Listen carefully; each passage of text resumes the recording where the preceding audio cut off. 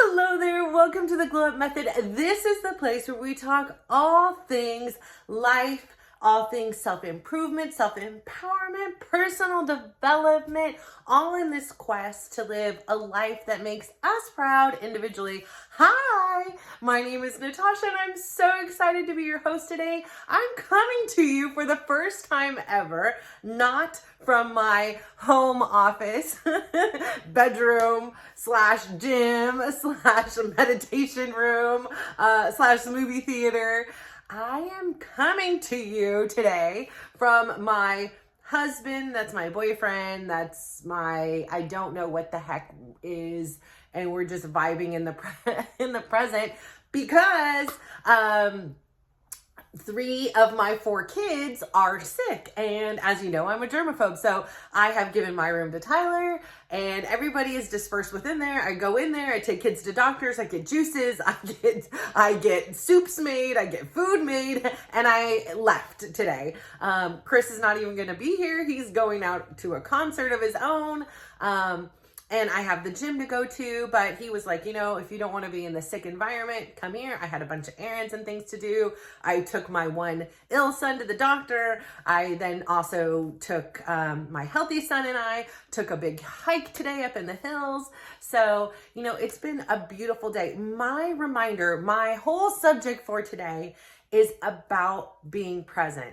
So my son and I took this walk, and usually our walks are at night. Sometimes I get them in the afternoon. Rarely ever do I get him in the morning. And he had woken up at like 4:30. So, for him, this was midday. So we went on this walk and it was a weird experience for him because he's like, I'm used to being up at this time. And if I'm out, I'm at like, school or work or a field trip. Or he's like, this almost feels like I'm on a field trip again or something. And, we went up to this spot that we went and checked out a couple weeks ago to shift our perspective. I was kind of feeling this like overwhelm. I really wanted to control my situations. I also wanted to show him that like sometimes when you're so in a situation, it is hard for you to see the full picture, right? Because we can only see this much. But when we open up, there's this whole perspective that we don't see when we're right in it. And I've said on here before, Chris is leaving and the way in which he's like this whole situation opened my mind in a different way. And, I see things differently. Most importantly, I've been seeing myself differently. I have been seeing how I showed up in that relationship differently.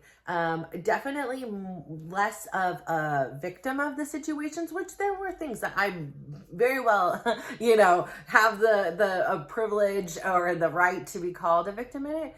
But I can't fix those things, right? I can heal from those. But what I can repair myself and what I can learn on and improve on and grow on are the mistakes that I made.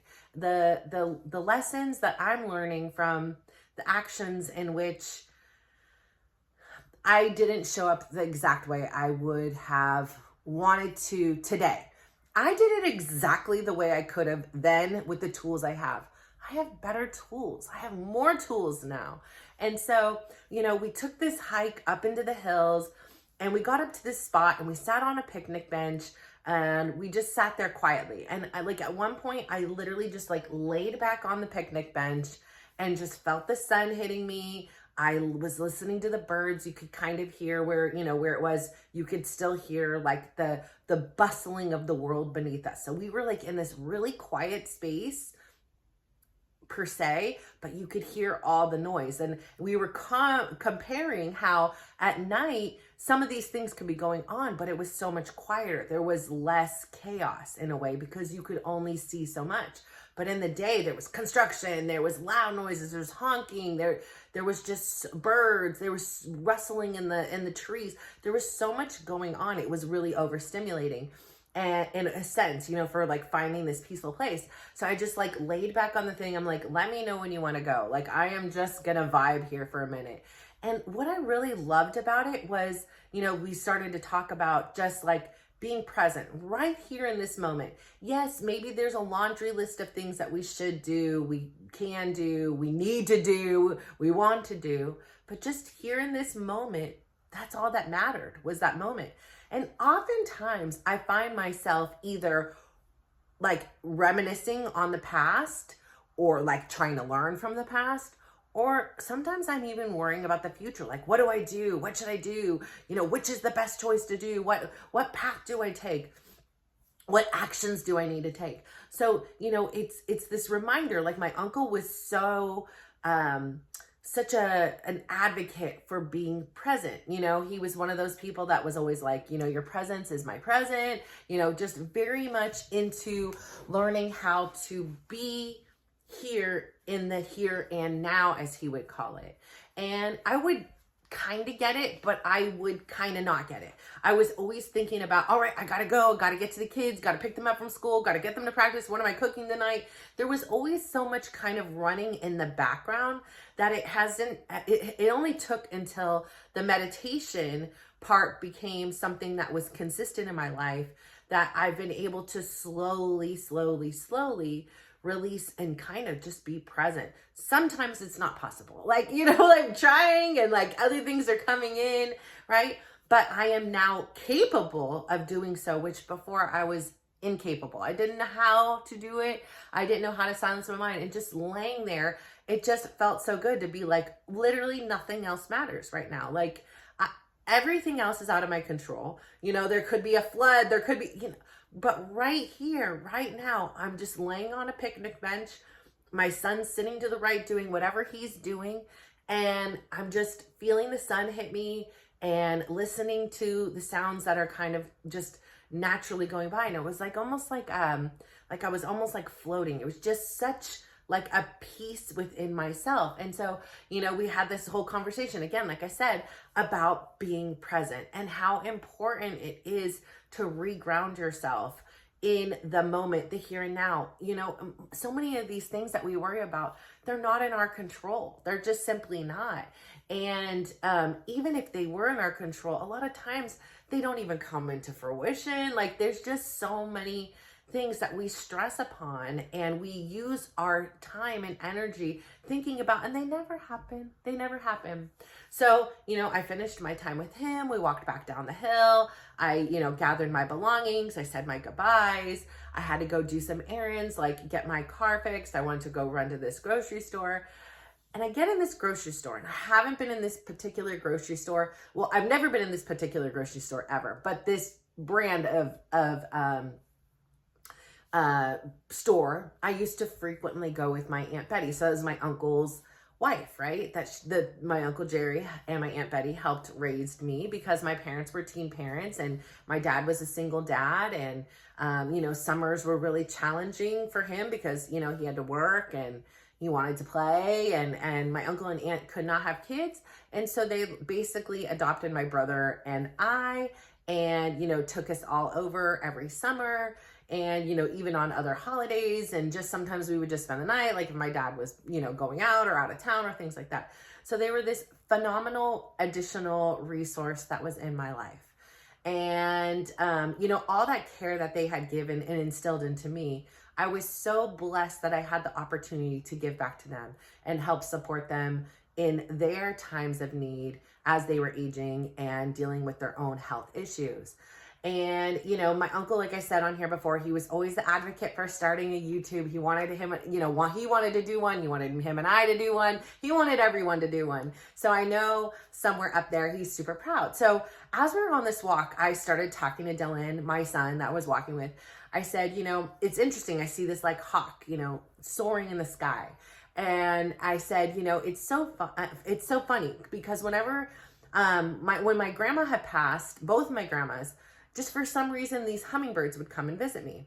And the same thing happened with my Aunt Betty. So I kind of started like, not an association, but like every time a hummingbird comes, it's like, hi grandma, hi Betty. And I always know who it is, if that makes any sense. And I'll literally be like, hi, you know, this person.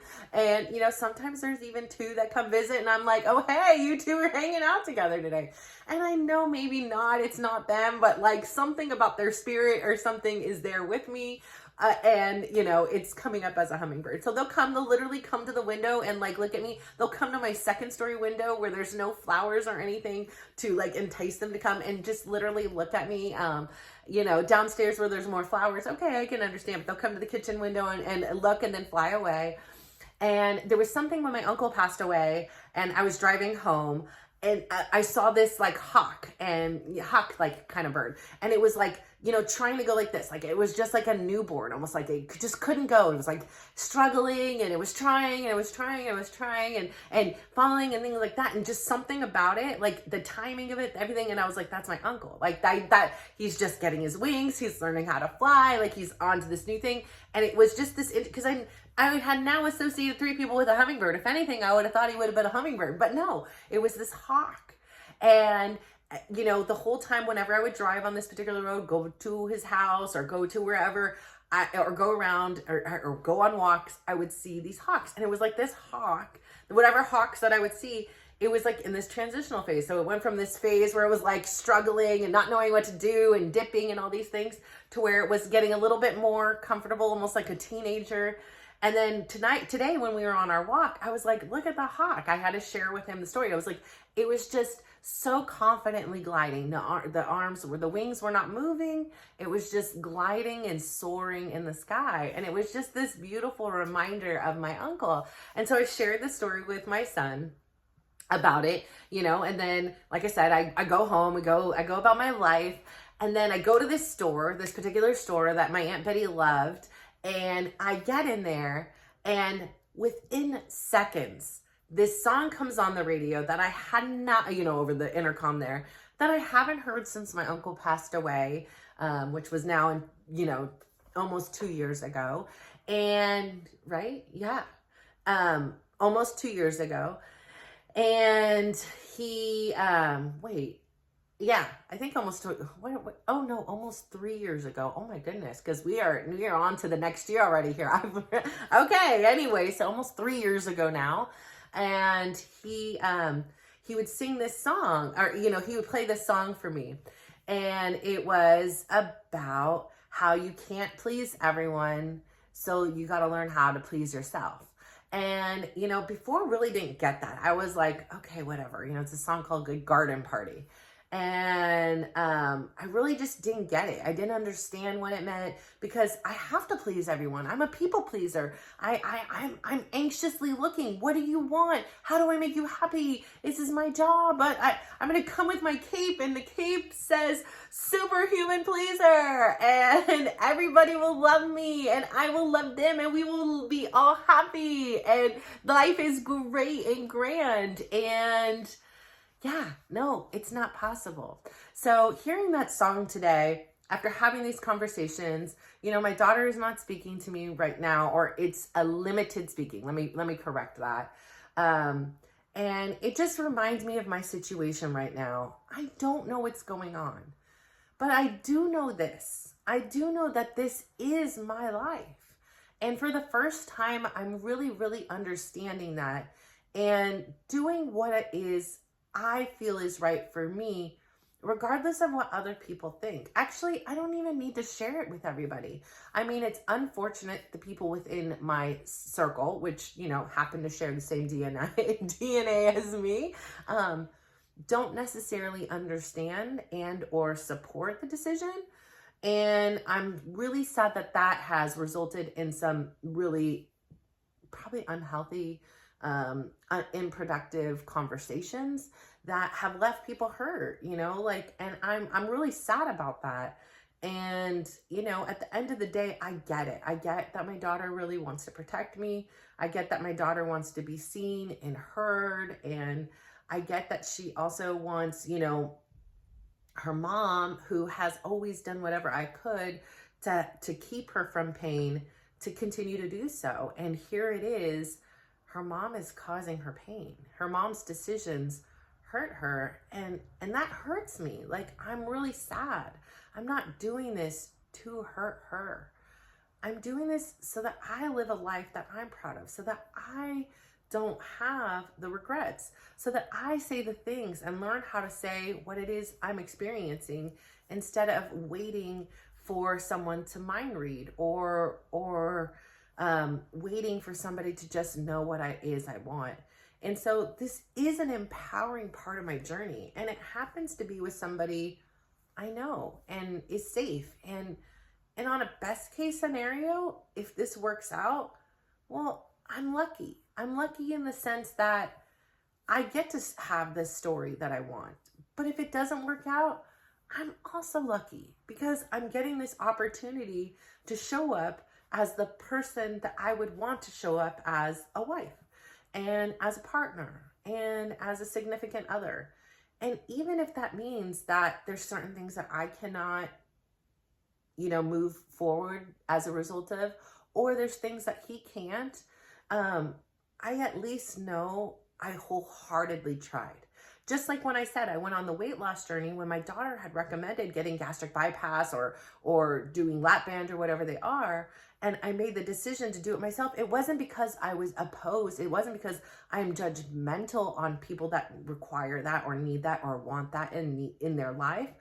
It's just I wanted to wholeheartedly try myself because I knew up until that point I had given it a half-ass effort, and it was only for the wrong whys. And so now I have my why. I have my why. My why is because I want to know if I put my best effort in, regardless of what anything else, regardless of what the circumstances are around me, and if I show up in this manner, it doesn't mean I can fix it and heal it. A relationship is two people, right? But it does mean that I have the peace of mind of knowing I did everything I could and it still didn't work. And up until a month ago, I don't believe that was true. I know that wasn't true. I know I didn't show up as a good spouse. I know that. There's no question in my mind that there was a lot muddled into it. There was a lot of resentment and anger and sorrow and sadness and all this stuff. And it prohibited me at that time, with the tools I had, with the person I was, from showing up as the best version of me in the form of a partner with, somebody who happened to be your husband, boyfriend, whatever you are, right? And so that is my why. It's to prove to myself that I can show up, and it doesn't matter. Just like I could show up as the best person who is trying to recapture their health, and it didn't guarantee I'd lose a pound. It didn't guarantee I would, heal from my high blood pressure, high cholesterol, pre-diabetes, and fatty liver disease. It didn't mean any of that. And it meant at the end of the day, I could have put my best foot forward and still required the assistance of Ozempic, and still required the assistance of a surgery, still required those things in order to be the person I want to be, in order to be the healthiest version of me. And so I understand that wholeheartedly, is that I am doing this for me. It's not for Chris. It's not for my kids. It's for me.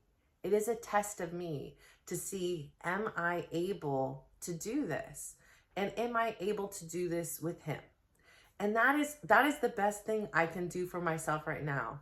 And 99.99% of the time, I am not regretting any of my decisions. I don't regret it at all. Sometimes I get confusion, that 0.01. I'm like, what? This is so weird. I don't understand.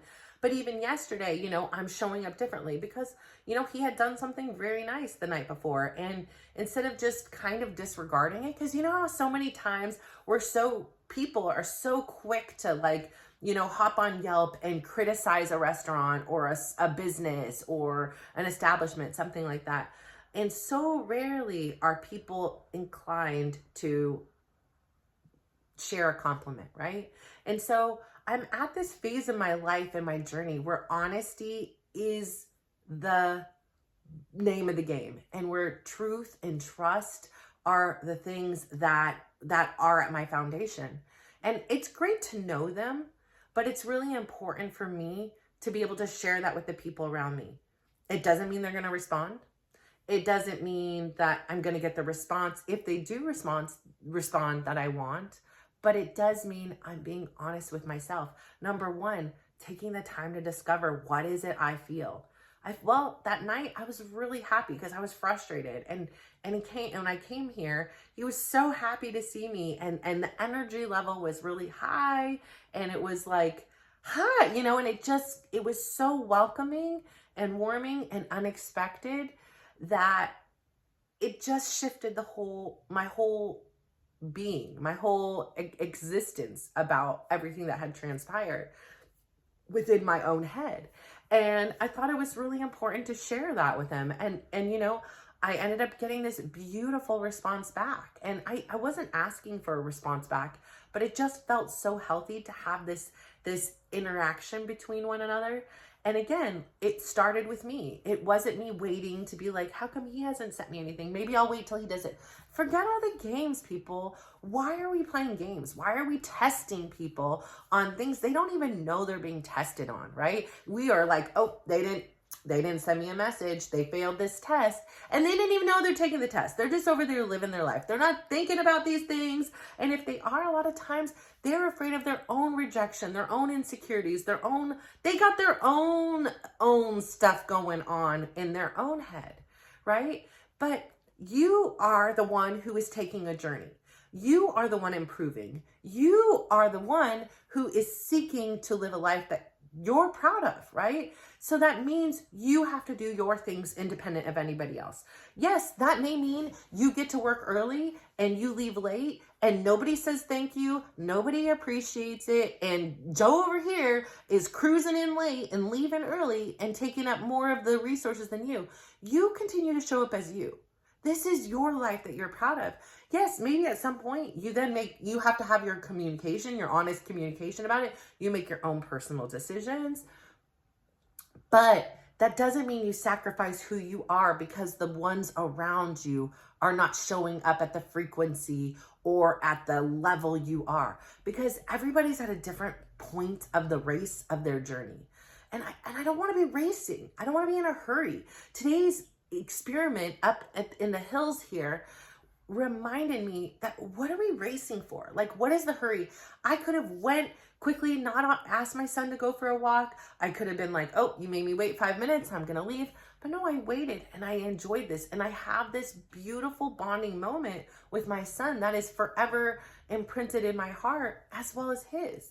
And if I would have just rushed through and got through another day's worth of work and gotten these things done, yeah, it would feel great. You hit that dopamine hit because you got another thing off the to-do list. But sometimes the things that matter the most in life, the things that bring us the most clarity, that give us the most joy, are the simplest things. I mean, a walk with your child, like a walk with your loved one, a walk with a friend, a chat with them, some eye contact. Eye contact is so huge. It is, to me, and a lot of my kids, and even Chris himself, that they're not the biggest fans of eye contact. And it is something for me that just is such a beautiful gift. I feel like when I make eye contact with you, my soul and your soul are like connecting. We are like talking. We are, we are connecting on a level that is unable to be seen through our eyes. And I like feel it in here. And it's just such a critical component, especially in today's world that is so, enraptured in a digital landscape and electronics and TVs and things like that. Like getting back into this nature, like making sure every day I'm getting outside for a walk has shifted my life. And I have changed tremendously as a result of doing these things. I feel lighter in my skin. I feel less anxious. I feel more connected to who I am. And I feel more confident that I can creatively explore and discover who it is. And I'm beginning to understand like this message that I felt like from beyond, where I first saw my uncle soaring in the sky, which was a hawk. I know it sounds crazy, but it was my uncle, I'm telling you. And then walking into a store that was synonymous with my Aunt Betty that I haven't walked into in 5 years. And then hearing a song that he would play and she would be in there also. And it had this layer of lesson in there. And, when my uncle began teaching me, he one day called me so excited and he was like, Natasha, I have this figured out. Like we are in one big life lesson. It's going to be a long lesson. Like this is not going to be quick or anything like that. Like, it, you know, he was a big meditator and things like that. He's like, it came to me, and I want it. It all makes sense now.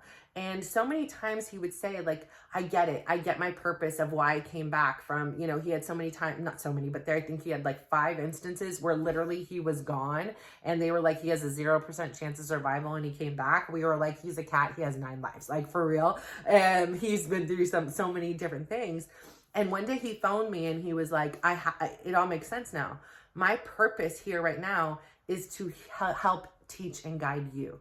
I am here for you. Utilize this resource while you can, because you're on borrowed time. I'm not going to be here forever. This is it. So really utilize it.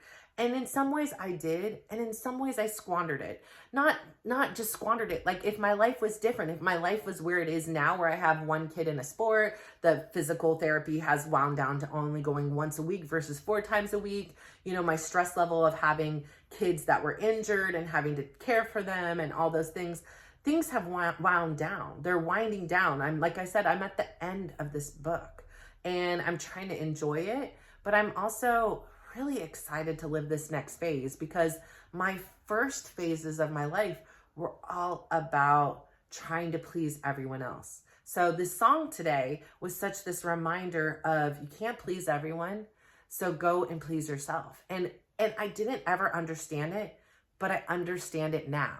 And I'm so grateful. I don't know what is happening with my phone here. Like, it gets to a certain point and suddenly the colors go dark. So I'm going to scoot in here closer. I'm almost done, but I did notice this the other day in my room as well. So I don't know, it might be time to get a new phone as well.